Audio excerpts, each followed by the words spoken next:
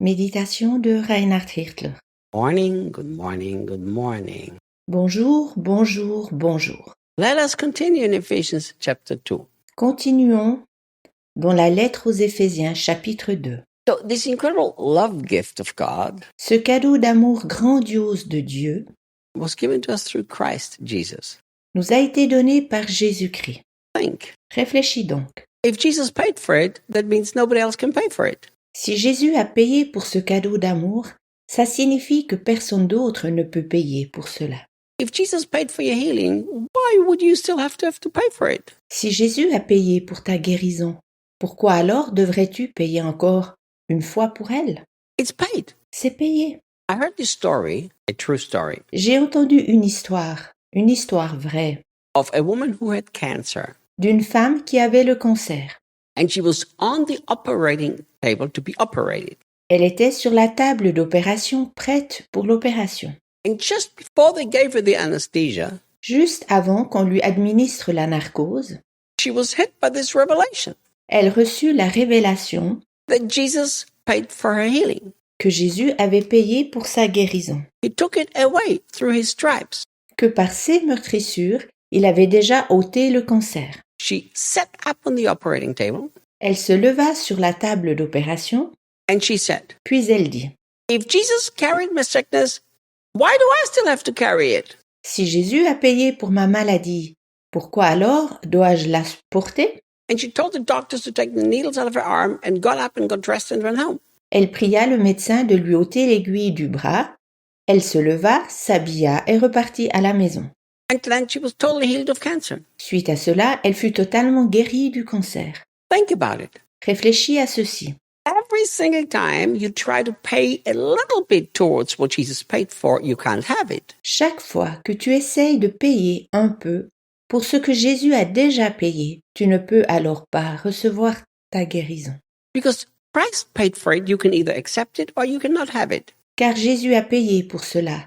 Soit tu l'acceptes ou tu ne le reçois pas. And I believe a lot of us have limited access to salvation. Je crois que beaucoup d'entre nous ne peuvent recevoir qu'une partie du salut, Which means just sin forgiven and go to heaven. à savoir seulement le pardon des péchés et l'entrée au ciel. Because we want to pay a little bit towards it. Car nous voulons payer quelque chose pour cela. You can't. Nous ne le pouvons pas. You take it by faith or you can't have it. Soit nous l'acceptons par la foi, soit nous ne le recevons pas. All right, let's continue. Continuons. Verse 9. Au verset 9. So no one will ever be able to boast. Ainsi personne ne pourra s'enorgueillir, For salvation is never a reward for good works or human striving. car le salut n'est jamais un salaire en raison de bonnes œuvres ou d'efforts humains. I love this. J'aime cela.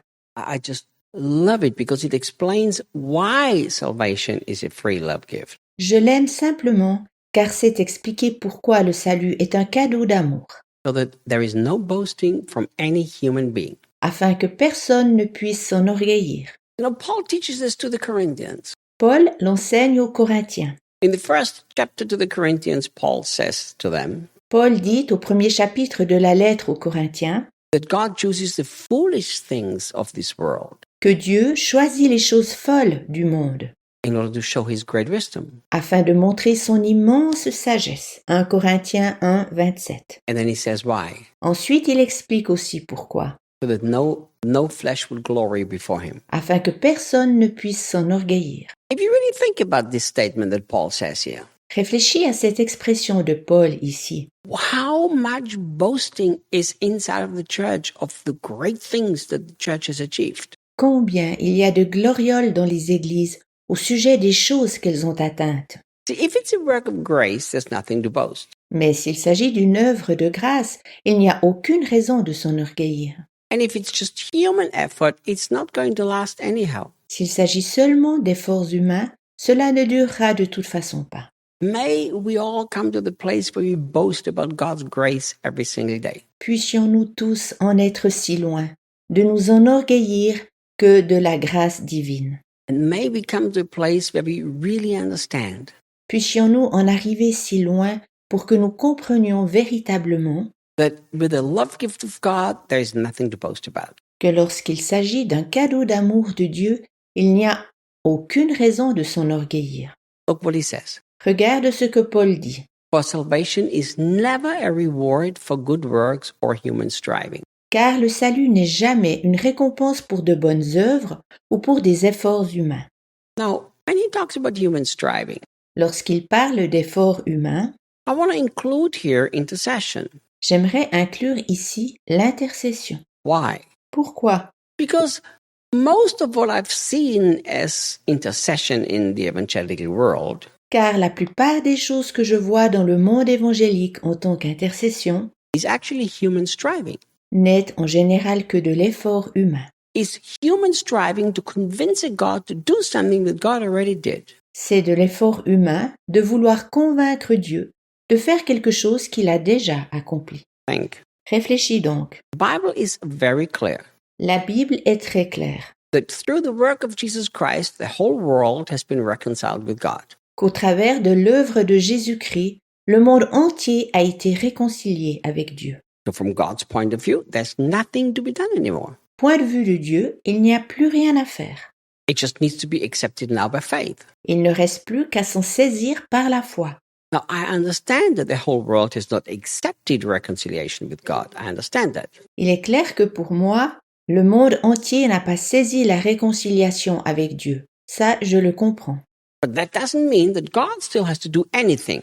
Mais cela ne signifie pas que Dieu doive encore faire quelque chose.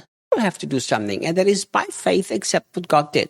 Tu dois faire quelque chose, à savoir saisir par la foi ce que Dieu a accompli. So if God did everything that this incredibly free love gift is available, which is called salvation, Puisque Dieu a tout accompli afin qu'il y ait cet immense cadeau d'amour divin qui s'appelle salut, you tell me why we have to pray so that God will save people. pourquoi alors devons-nous encore prier que Dieu sauve les humains? Isn't that human striving? Est-ce que ceci n'est pas de l'effort humain? I believe it is human striving. Je crois que c'est de l'effort humain. So remember, salvation is never a reward for good work or human striving. Mais souviens-toi, le salut n'est jamais une récompense pour du bon travail ou des efforts humains.